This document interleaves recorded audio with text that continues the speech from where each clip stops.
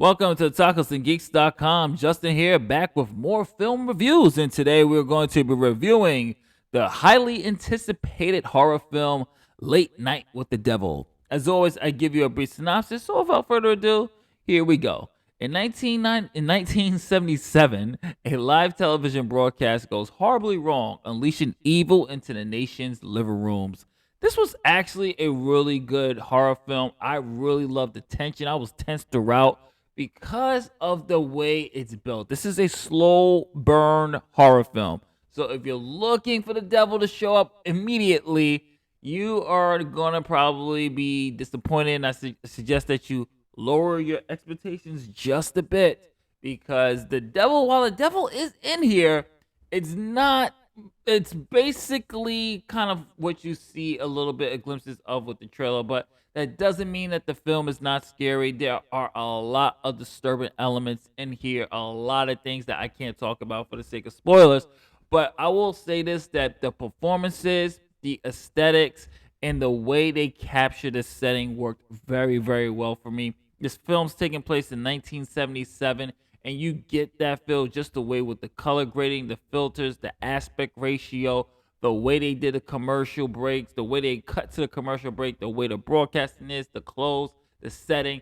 It definitely stays true to what the setting and what they're going for with this. And we also get a really great character in Jack Delroy, who was brilliantly played by David, and he did a phenomenal job. And we've seen him in various films such as The Dark Knight, Suicide Squad. He was in the last voyage of Demeter. He is just a stellar actor. And for him to finally get his shine, you've seen a lot of people talking about this in their reviews as well. To see him finally get this lead role and have him just taking the reins, he just commands a presence. Did a hell of a job, and I just gotta say the acting throughout was really good, especially Ingrid Torelli, who plays our demon Lily, or I should say the one that's possessed Lily. She does a phenomenal job just for her performances. She is chilling because there's moments in here where she's just directly looking at the camera, and you feel like she's staring a soul, like burning a hole through your soul when she's looking at you. And the physicality that she had to do when it comes to her scenes of being possessed, it was really phenomenal.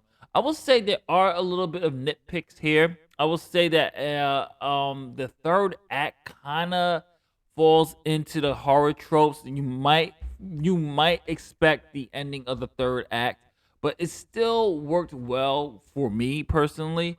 But I feel like the third act was not as strong as the first two acts, and that's mainly because it went full blown supernatural with it, and you just go, I kind of wish they kept the possessions and the demons and everything else a little bit more grounded, because the way it was pacing itself, it was more of a grounded type of possession type of film. So when we get to the third act and it goes full blown, usually copy and paste type of possession type of film, you go, it's like damn, but it's still a good film at the end of the day. Now I have to address the big controversy that everybody's been talking about, the use of AI art when it comes to the commercial breaks where you see just these three images.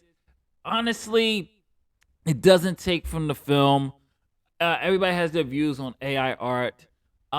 Me personally, it's more of hire real artists. That's all I'm gonna say with that.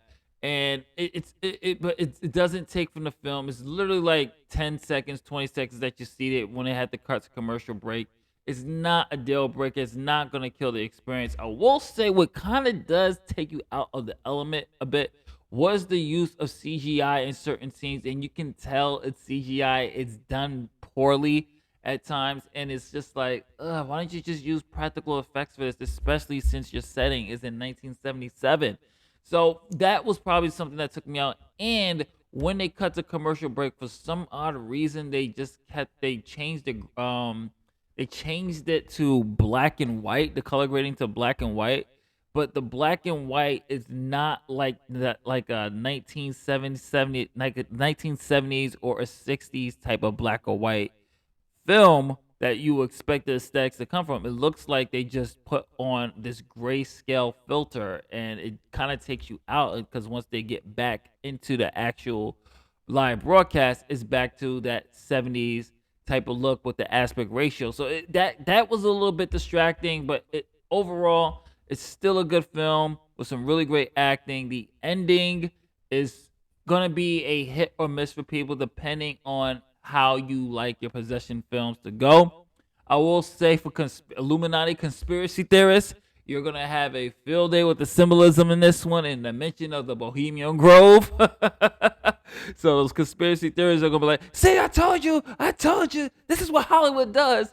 So I think it's gonna be a film that's gonna be talked about for a while. It's definitely gonna be in the cult classic conversation. It's a really good film. I really enjoyed it. If you like slow burn horrors with some build up, payoff wasn't the best, but it's still enjoyable, and I'm still gonna give this 4 out of 5 stars. This is Justin from MatacosTheGeeks.com. What did you think of Late Night with the Devil? Comment below, let me know. If you like what we do here and you want to see more, click on the notification bell, hit that subscribe button, and don't forget to follow us here at MatacosTheGeeks.com. If you're watching it, thank you, and browse our playlist. Check out our anime reviews, Essential Anime, UWL, weekly WWE 2K series. We're currently on break. We'll be back this summer with that. And much love and happiness. We'll catch you on the next one. Late Night with the Devil. I'm giving it 4 stars. What did you think of the film? Comment below. Let me know. Later day.